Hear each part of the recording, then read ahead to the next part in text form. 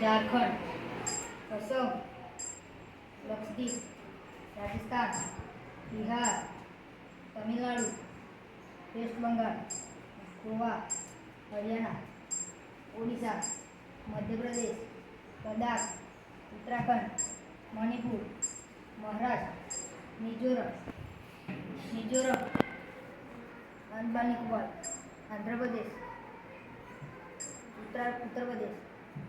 Sikkim, Himachal Pradesh, Nagaland, Kerala,